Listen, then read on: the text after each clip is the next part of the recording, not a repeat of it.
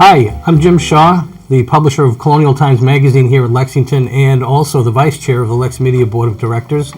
We're here for another segment of Coffee with the Candidate, and today we're very fortunate to have with us Suzie Barry, a lifelong Lexington resident, who is running for her third term for the Board of Selectmen. Thanks for being here. Happy to be here, Jim. Thanks for having me. I want to just talk a little bit about some of your background. People have seen you in that position, you know, for nearly 6 years so far. Because I know your first term, you actually came on board to finish out the term for Deb Marger, who was chair of the committee at the time, I believe, and then had moved, not abruptly, but her circumstances took her out of Lexington, so she had to resign her seat. And you're sort of everywhere, you know. I know you've been on the cover of our publication holding flags and doing all sorts of great things and a lot of ceremonial things. But the position of selectman is far more serious than just going to Flag Day and other things. I mean, those are important things. Yep. But and it's fun that you enjoy those things. It's really nice. You were first elected in 2014, as I said, to fill Deb's seat, and then re-elected in 2016 to a full term, at which time, just a couple months later, you were elected chair of the board. So you're talking about going from the pan into the fire, right? Yeah. Okay. I know you've served in Lexington in various capacities in town government for nearly 25 years. Having served in town meeting. We were kidding around before the start. You did it backwards. You went to town meeting and then had children and then... Yes, I think I was pregnant with both kids when I was in town meeting. Really? So, yeah. Okay. Well, that's probably why they feel so connected to the town and were very active in scouting and other things. Could be. I remember seeing them a lot at celebration events and meetings, always rolling up their sleeves. You were on the sidewalk committee. You were on the Lexington Commission 2000. What was that? So Commission 2000 was formed for the town to celebrate the 225th anniversary of the Battle of Lexington in the year 2000. And in a few short years, in 2025, we'll be celebrating the 250th anniversary of the battle. It's hard to believe. Yeah. I was there. I'm sure you were there, too, when we had the bicentennial. I missed shaking President Ford's hand by that much. Really? Yeah. Yeah. I pushed forward. I was pretty close. I had to break away from my dad because my dad was happy to stand where I wasn't happy enough to sort of stand back. So I was 14. I pushed my way through the crowd until I could get up close, but not that close. I wish I were that close.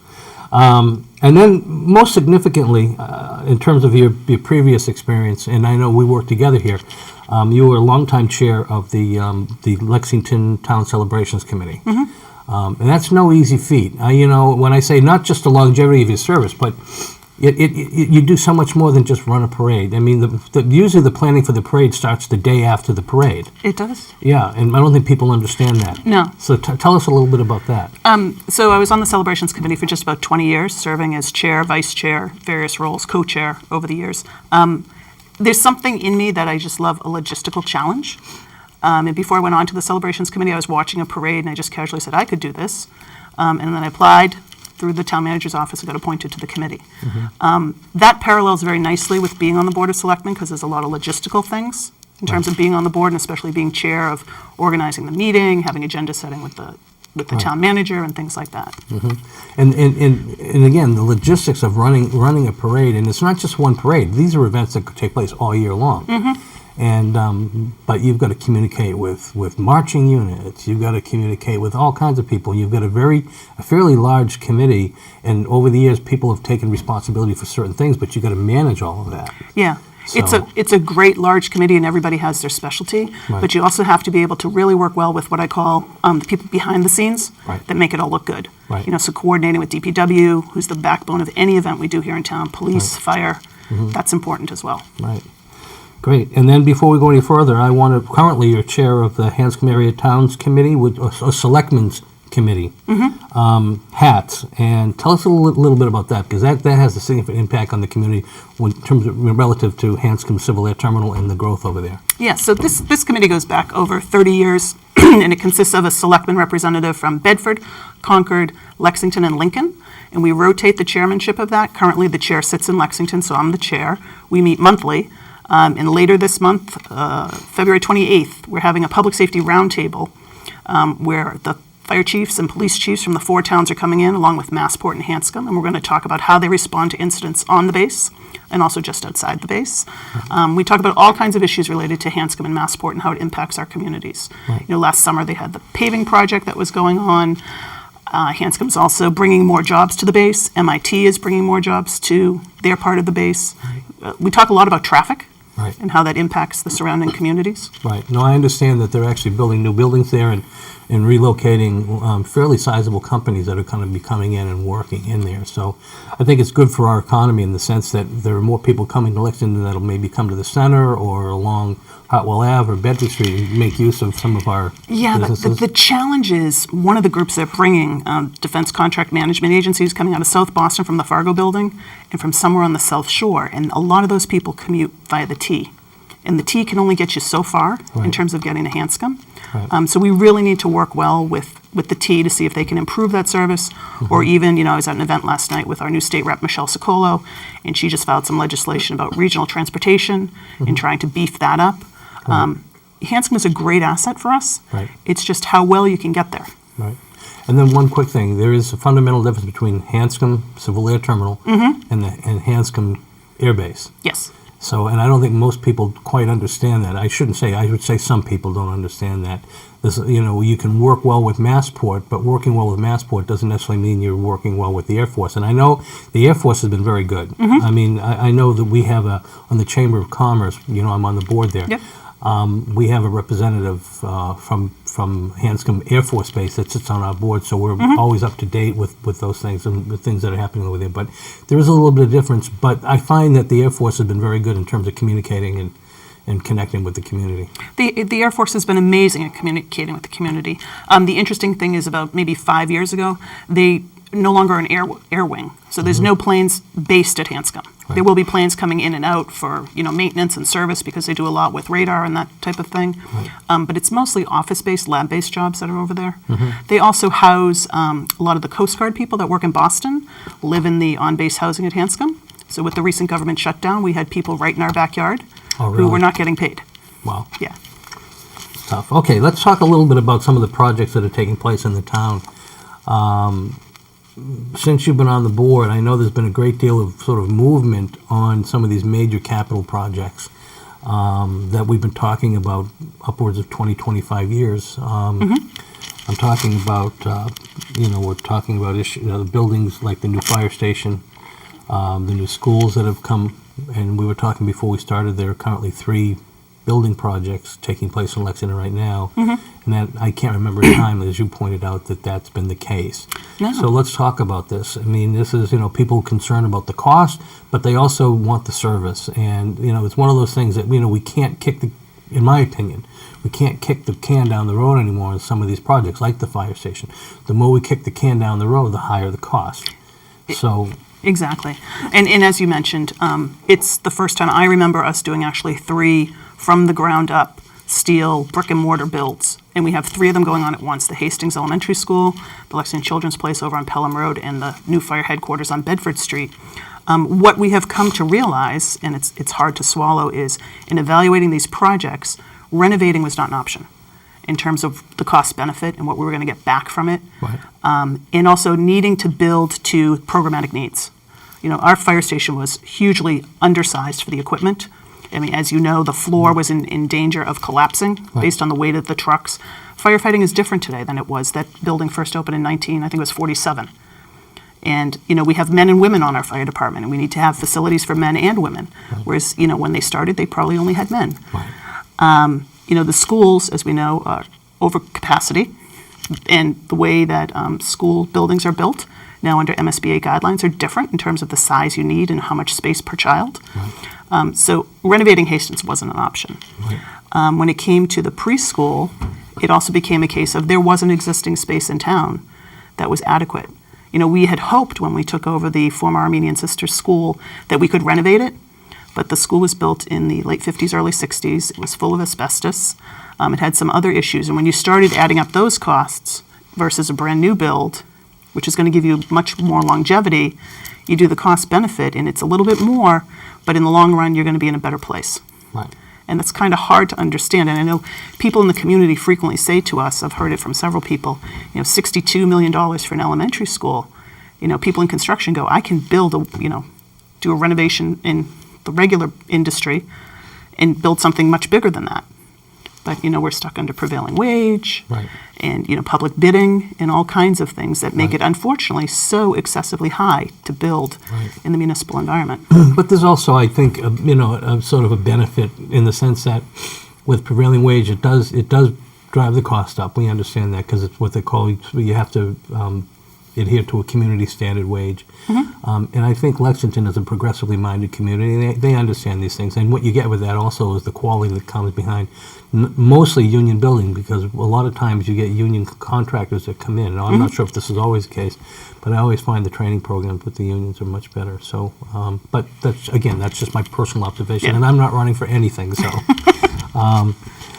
One other project that came up, and I think it's nearer to me, because it was home of the Chamber of Commerce, and it's sort of directly tied into tourism, is the new visitor center that's coming up. People, there's some people are very excited about it, some people are indifferent. Your thoughts on the new visitor center? So we had, Don Mills, the architect, was before the board at our meeting, I think 3 weeks ago, showing us the most recent plan. And I have to say, what an impressive plan and how far we have come. And it is not lost on the board. We understand that not everyone in the community understands the need for this building or is overly enthusiastic about it. It's truly going to be a beautiful building that is really going to serve the needs of the town and the tourism industry that we are a part of. Right. Some people think there is not, tourism, it's just a few people in a car or a bus now and then, and that's really not the case. Right. It's really not the case. It's grown considerably. I was on the tourism committee after leaving the celebrations committee. I was on the tourism committee for a number of years, and now I'm on the Greater Merrimack Valley Tourism Board. And it's the real thing. I mean, this is quantifiable. I know they put people counters in the visitor center, and the numbers of people coming through there is extraordinary. Yeah. I mean, it's literally through the course, if you count the course of the year, you could probably fill, I think it was like you could fill Fenway Park over multiple times. It's when you think about it that way, and you're talking about, the inadequate restroom facilities and, the age of the building. We went there on a tour, the TMMA bus tour, and they couldn't even fit all the people in the building to kind of explain what was wrong with it. Well, that's it. God forbid 2 buses show up at the same time. Yeah. And it has happened, and it puts a little strain on there. But, the town has done a very good job since taking over, in my opinion again, since taking over the management of that place. And I know it's really done very well. But it is a place. It's a place where people gather. They come, and like it or not, like Cape Cod has its beaches, we have our history. It's not going anywhere. No. And we know the number of visitors coming to Lexington. They're not just folks coming from Bedford or Concord or Billerica. They're coming from all over the world. Exactly. And that's quantifiable. And I know that Mass Office of Travel and Tourism has quantified numbers that show that it really has an incredible impact on tax revenue, even locally. So it does generate revenue. And I know that you were very supportive of this. So I'm just happy to see it moving forward. I think it's going to be a challenge to get it done in a year. Right. But I'm optimistic they can do that. Right. And it's hopeful that it'll all be set and done, well in advance of the anniversary, like you talked about. Of the 250th, yeah. 150th. Yeah. Economic development. Again, we're talking about Hartwell Avenue. Before we started, Hartwell Avenue. Excuse me. They're looking at Hartwell Avenue again. As you may remember, a few years ago, there was a major effort put forth to increase the FAR down there with hopes that it would increase the size of some of the buildings, generate more tax revenue for the town. All the players were there, and it was a great victory for economic development, and then it didn't go anywhere because apparently it didn't go far enough. Well, it took about, I think, 13 years for someone to take advantage of it. Right. And that was in the 113, 115 area where King Street Properties at the down of the market actually bought those properties. Right. They kind of took a risk, and they've done very well there. Right. But now we need to, infuse some life into, we call it Hartwell North. Right. So basically from Bedford Street to about McGuire Road in that corridor. We had an economic development summit about a little over a year ago that Melissa Tintakoulis ran, and she brought in some of the developers from other communities, including the people that did 3rd Ave in Burlington and some of the bigger players in Waltham and Woburn, to hear like what they're looking for when they're going out to buy space or develop space. And it comes down to walkability and amenities. Back in the day, when I worked in an office building in the 80s and 90s, if you had a cafeteria in your building, that was like cutting edge. That was big, yeah. Yeah, and then when they added the gym, the workout facility, oh my God, that was huge. But now people want more than that. They're working, longer hours. They want to have access to food. They want to have access to, in some places, they want to live closer by. Right. A little bit of recreation. A little bit of recreation and all of that. The interesting thing was I think it was in January, the end of December, early of January, the board approved permitting for what's going to be called the hangar. And it's going to be on McGuire Road, opposite 10 McGuire, which is the big building on the left. Right. And it's currently a parking lot, I think, isn't in it? the parking lot, they're Yeah. going to build a restaurant.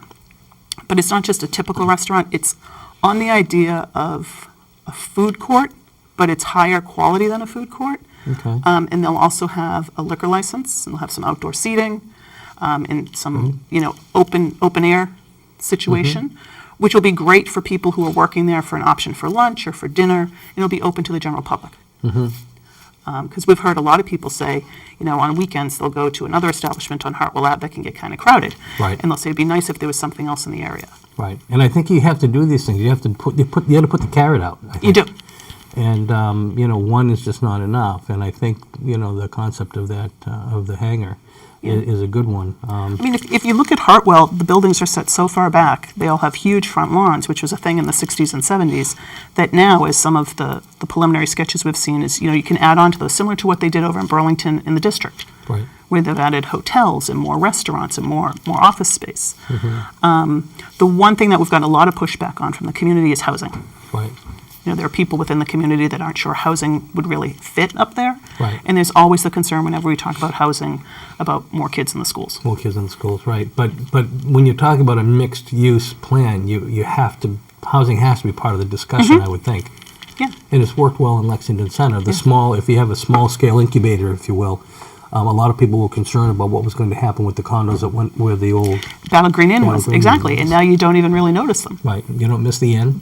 No, they're the condos are really part of the fabric of the center. Right, and it served the purpose. I know a lot of people who downsized sold their homes in Lexington and love living in the center. Right. They have access to the restaurants, the services, the shops. Right. But before we can do anything of substance on Hartwell, we truly have to address the traffic. Right. And I'm not sure, we don't have a magic wand that we can wave that's going to make it all go away. Right. We are a victim of our own success. I would say this end of Massachusetts is a victim of their own success. Right. And so we need to address the traffic, but we also need to fully engage the neighborhood. And when I say the neighborhood, I mean North Lexington, not just Bedford Street, Eldred Street, and Winter Street, but also Wood Street. Right. People live over there, even on Westview. Well, it's a direct access to that area. I mean, if you're not coming in through Bedford Street, you're coming in through Wood Street. There are only two ways to get Exactly. there. Yeah. So they very much need to be part of the conversation. Oh, McGuire Road is also McGuire another Road, one. the connection to Bedford. Right. But they very much need to be part of the connection too. Otherwise, we're not going to be successful. Right. You know? Sort of staying in that vein, there's been a lot of talk and a lot of activity over the course of maybe the last 10, 12 years or so for upgrading the look, feel, safety, all of that with the coming into better ADA compliance for the streetscape in Lexington Center. And I know that it's coming before town meeting here in the spring after the election, and I think we're finally going to get a vote, and I'm confident and I'm hopeful, I should say, that town meeting will move this or advance this forward. What are we looking at with the streetscape? I know a lot of people have heard about it, but it really is. It's geared towards sort of creating a more safe environment, and easier flow of traffic. I know a lot of people are concerned about the width of Mass Avenue. This allows us to take advantage of some of the width and sort of change it so that it so that it maybe accommodates safety. I keep going back to safety because I know we do have a problem with pedestrian accidents there. Right. So talk a little bit about the Lexington, the streetscape in the center, Sure. from your perspective. So the Center Streetscape project right now basically would go from approximately the driveway to the police station to Merriam Street. So that length of Mass Ave. It used to include the Woburn Street intersection. However, that became incredibly controversial and contentious. Right. So we pulled that out of the project for now. So what we're looking to do is to make that corridor, as you've said, safe. Safe not only for cars, but for pedestrians, for bicycles, for anybody who might travel through that corridor in any means. Right. And along those lines, they're looking at putting in bike lanes, they're looking at putting in dedicated turn lanes, they're looking at changing the sidewalks in some places. In the crosswalks, yeah. In the crosswalks, adding lighting at night. As you know, if anybody drives through the center at night, the crosswalks Right. are dark. And backlighting, which Yeah. is kind of cool. I like that idea. I've seen some of the examples of it. So you're lighting up where the people are actually stepping onto the street, which I think is absolutely necessary because like you, I travel that street every night. I go through there several times a day. But at nighttime, I mean, I'm really concerned that where the crosswalks are, and people step right out. They do. They assume vehicles are going to stop, but sometimes they don't understand that vehicles can't see them. They do. My kids, when they were little, said that little pad that alerts you that you're on the ramp going into the street. Yes. It's like people think that's the magic carpet. You step on that and the cars just stop. Right. And they don't. They don't. And so the project also will look at addressing all that, and it's also going to do a little bit on the aesthetic side. It's going to add more seating. It's going to add, better. It's going to upgrade the trees. Right. The trees are in very tough Right. condition. Right. It's an expensive project. Right. Right now it's a little over $9 million. Right. It is coming to town meeting this spring, looking to get fully funded for construction. At the moment that we're in the process of discussing the FY 2020 budget with the town manager, we'll approve that at the end of this month. He's recommending that it get approved at town meeting this spring, but that we hold off on construction a little bit because they'd like to apply for some grants with the state, Okay. which would be hugely helpful. Right. They're also looking at if any parts of it might be eligible for CPA funding, because there is a part of a historical function Right. to it. But the one thing, if you look at our center, Jim, and I think you look at other centers, the promenade that we have, on the CVS side, the width that we have there is unlike you find in most other centers. Right. That's true. And that should be celebrated and taken care of. Those bricks are in tough shape. Right. Right. Um, And the wire cut bricks, though, I mean, I know there's been some controversy over, concrete versus bricks and all that, but the wire cut bricks, they do pass ADA standards. I think, sort of preserving that charm, the charm of the bricks, I think is an important thing for aesthetics. But, and I know that it's been a painful dialogue about where that's going to go, but hopefully that that'll be dealt with again at town meeting, and we'll see where that so goes. I will say it was a difficult dialogue. We heard from a lot of people, but I think in the end we've come to a good end product. We I mean wouldn't be challenging. bringing When I say difficult, I mean challenging, because you really want to make everybody happy, but Right. it's hard sometimes to do that. Well, we were very fortunate about 2.5 years ago, maybe it was 3 years ago, we established the Ad Hoc Center Streetscape Design Review Committee. We're very big at adding committees. And that group of 9 people went out and they really looked at every single element and they vetted it every which way. And they brought us this wonderful report that then we went through, we agree with this, why are you thinking this, why are you thinking that? And then we came to our final conclusions. I mean, they had some lovely things included Right. that we felt we just didn't need. Right. And, the biggest thing I'm looking forward to, as we talked about earlier, is the improved lighting. Right.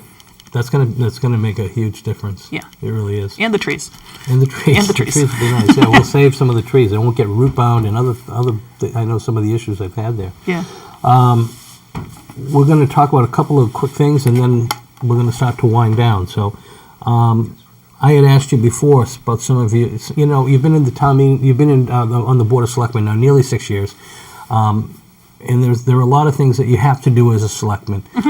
But there are obviously some projects I would think that were, that sort of, I hate to call them pet projects, but stuff that you're sort of more proud of, stuff, projects that you think will really serve the community well, and you were happy to be a part of it.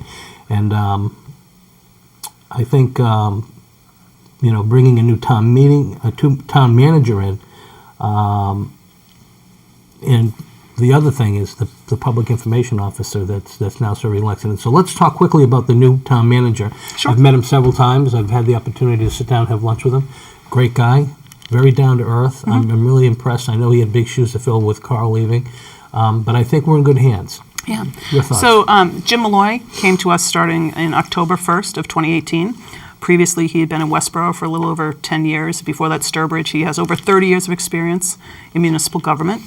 Currently, he chairs the Mass Municipal Association Fiscal Policy Committee. So I will tell you, you knew Carl very well. Yeah. Jim and Carl are very similar. I tell people they're similarly trained fiscally. I think Jim is, leans very conservative when it comes to fiscal matters, which is good. That's what we need in this town. He's very outgoing. Being in Westboro, Jim dealt a lot with the business community and encouraging economic development in his community. This past Friday, he and I had a meeting with 10 of Lexington's local business owners, and I think almost all 10 of them grew up in town and live in town. And it was a wonderful dialogue to hear about what their issues are and how Jim's vision of how to work with them moving forward.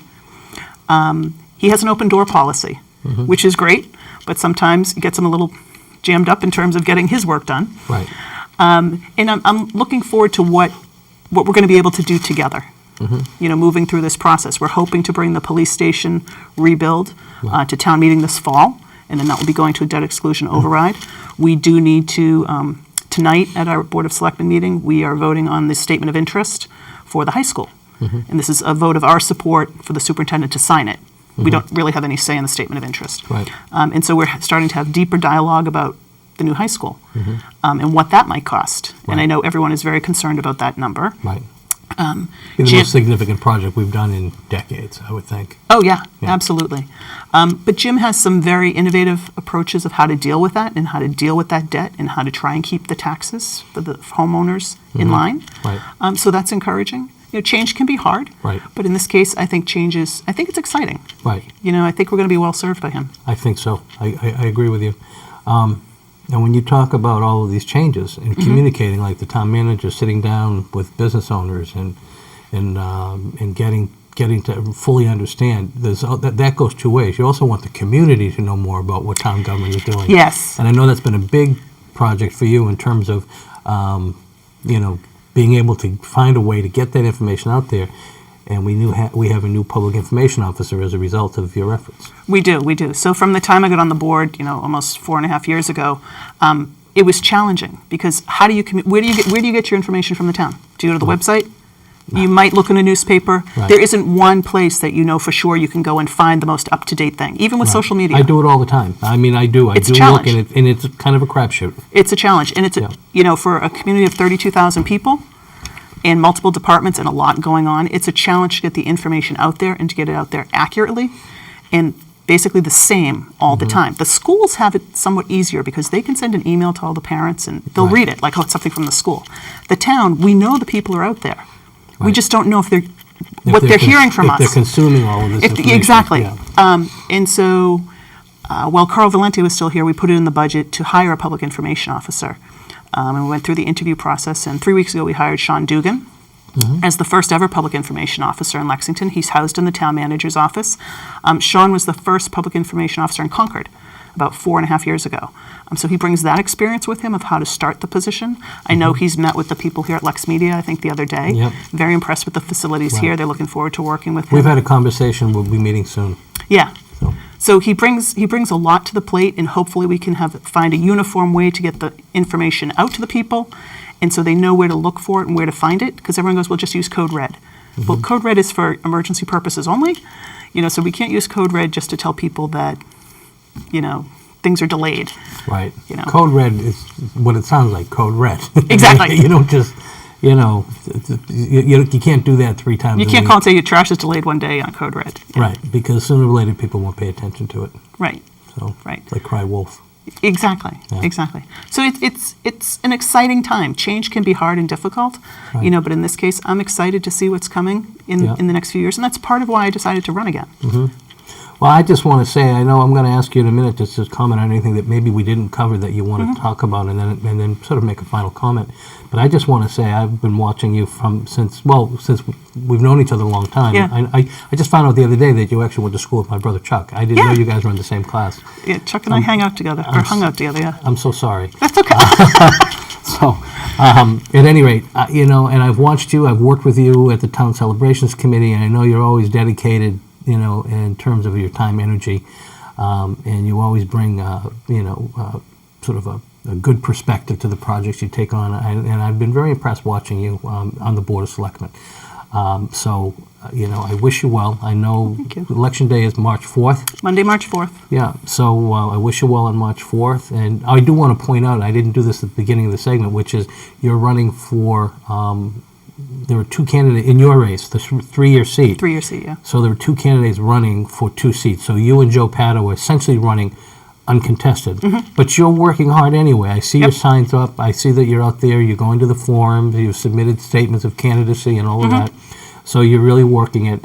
And I just want to make sure people understand there's a difference between this race and the 1-year seat. And that's the 1-year seat that's up to fill the vacancy created by Michelle Sokola when she won her seat in the legislature. Correct. So so people should understand that Yeah. that there are two separate campaigns for selectmen. Yeah. So Yeah.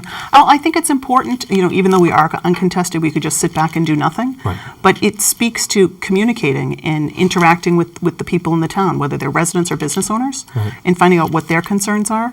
As sitting selectmen, we all do hold office hours. Doug's on Tuesday, Joe's on Wednesday, Jill and I are on Thursday. We try to be very accessible to the community if they have an issue. And I'd like to keep that up going forward. The one thing that I love about working with this board, and in fact all the boards I've worked with, the boards I've chaired and even been a member of, is we're 5 individuals, right now we're 4, who have different points of view, but we work together as a team. right. And kind of, we're all rowing in the same direction. And that certainly helps because we have a lot on the plate. There's never going to be less on the plate. But when you're kind of working at it in similar vein, Right. we don't all agree all the time. We certainly Right. don't, and that's okay. But we're very respectful about it You're when we civil. don't. Yeah. Yeah. I think civility in government is so important. Yeah. Because there are going to be times when people don't agree. Yeah. But it's important. I mean, there's a lesson in that for the people in Lexington who are watching people who have maybe differing opinions, how they can respect one another and go forward. So that's a great thing. And I think that's a testimony to your leadership on the board. So Thank you. I'll ask you to, if there's something you'd want to mention. If not, I'll just ask you to make a closing comment. Sure. So So what I want to say is, I think it was Tip O'Neill said all government is local. yes, he did. And all government is local. You turn on the water in the morning, that's local. Your trash gets picked up, that's local. Your schools are local. The place where you can have the biggest impact in government is at the local level. So on Monday, March 4th, please go out and vote. I am running uncontested for the 3-year seat, but it's very important that everybody goes out and votes and lets their voice be heard. I have enjoyed my time so far on the Board of Selectmen, and I'm looking forward to another 3 years.